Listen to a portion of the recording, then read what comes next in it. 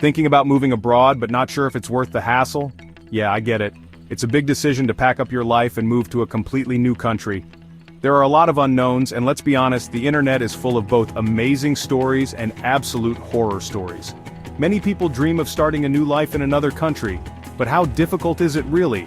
Is it all Instagram-worthy beaches and delicious food, or are there hidden challenges lurking beneath the surface?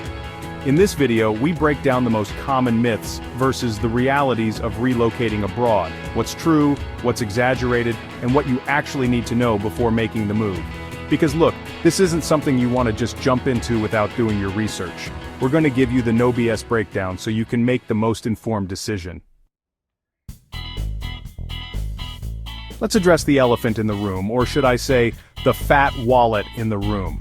There's this pervasive myth that you need to be rolling in dough like Scrooge McDuck diving into a pool of gold to even think about moving abroad. Now, while having a financial cushion is always a good idea, let's be real, it's not the whole picture. The truth is, many countries around the world offer incredibly affordable living costs compared to places like, say, Los Angeles or London. Think about it. Your dollar might stretch way further in Thailand or Portugal than it does in your current city. Plus, guess what? There are tons of countries where you can work remotely, meaning you get paid in a stronger currency while enjoying a lower cost of living. But look, I'm not going to sugarcoat it. Moving abroad does come with its own set of costs: visas, flights, setting up your new apartment, and those first few weeks of exploring your new home. But the key here is research and planning. Figure out how much you need to save, create a realistic budget, and you might be surprised at how attainable moving abroad can actually be. Okay, so we've established that you don't need to be a millionaire to move abroad, but let's get down to brass tacks and talk about the real costs involved. Because, yes, moving abroad can be significantly cheaper, but it's all about where you're coming from and, more importantly, where you're going. For example, you could live comfortably in Chiang Mai, Thailand, on a budget that wouldn't even get you a parking spot in downtown San Francisco. We're talking rent for a one-bedroom apartment for under $500, delicious street food for a couple of bucks, and transportation for pennies on the dollar. But hold your horses. Before you pack your bags for paradise, remember that these costs can vary wildly depending on your lifestyle. Do you need to be in a trendy neighborhood with all the bells and whistles? Are you a foodie who loves fine dining? These factors will obviously impact your budget. Let's talk about everyone's favorite subject: visas. I know, just the word probably makes you want to curl up in a ball and hide under your bed. It sounds like a bureaucratic nightmare, right? And while it's true that some countries make it tougher than others, let's debunk this myth that getting a visa is like trying to find a unicorn riding a bicycle. Here's the deal. Many countries are actually eager to attract foreigners, whether it's for their skills, their investments, or simply to boost tourism. They offer a whole smorgasbord of visa options designed for different situations. You've got your work visas if you've got a job lined up, student visas if you're pursuing education, and even digital nomad visas for all you remote workers out there living the laptop lifestyle. And for those of you looking to settle down in the long term, many countries offer pathways to permanent residency and eventually citizenship. Chapter 4. Reality. Many countries have visas, but how can you qualify? Okay, so we've established that visas aren't impossible to get, but I know what you're thinking. Graham, how do I actually navigate this visa maze? Give me the secrets. All right, settle down. I'm not a magician, but I can give you some solid advice. First things first, research is your best friend. Every country has its own set of rules and requirements, so before you even think about booking that one-way ticket, head over to the embassy website or consulate website and do your due diligence. What documents do you need? What are the income requirements? Are there any language proficiency tests? The application process itself can be a bit tedious, I'm not going to lie. You'll likely need to gather a whole bunch of paperwork, maybe even get some documents notarized. And be prepared to shell out some cash for application fees. But trust me, being organized and submitting everything correctly the first time around will save you a whole lot of headache and money down the line. Chapter 5. Myth. Learning a new language is required.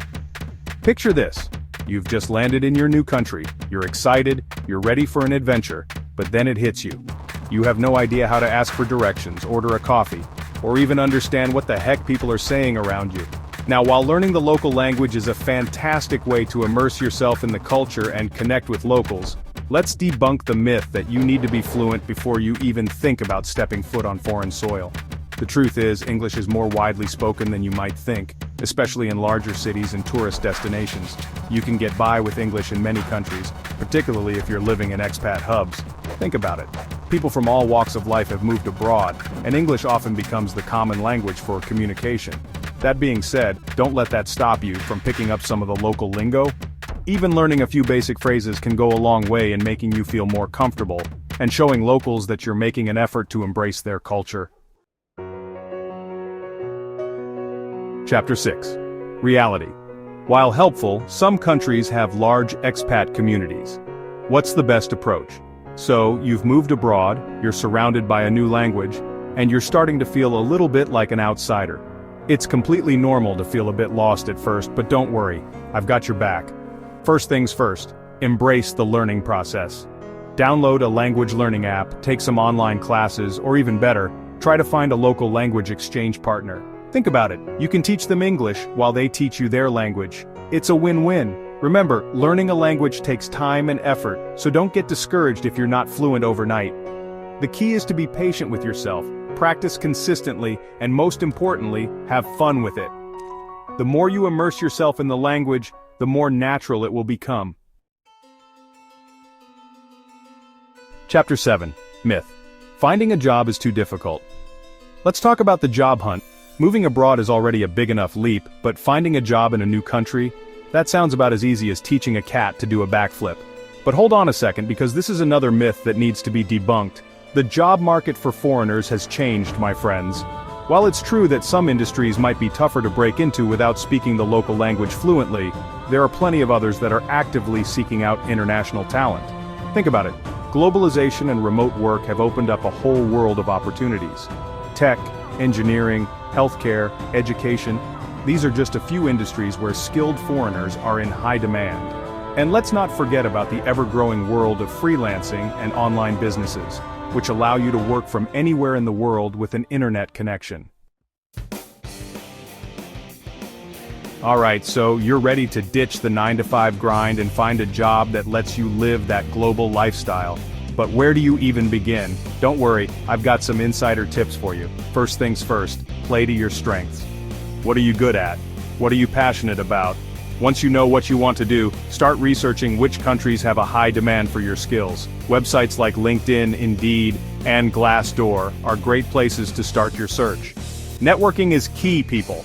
Connect with people in your field, attend industry events, and don't be afraid to reach out to companies directly. And here's a pro tip.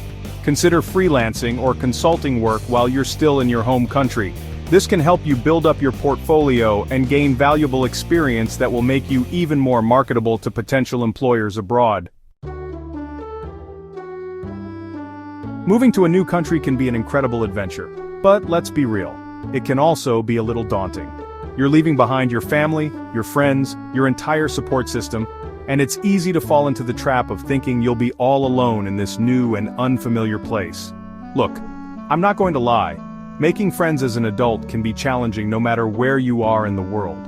But to say that it's impossible to build a social life abroad is just plain wrong. The truth is, there are countless opportunities to meet like-minded people, whether you're into hiking, gaming, or simply enjoying a good cup of coffee. The key is to put yourself out there, embrace new experiences, and be open to connecting with people from all walks of life.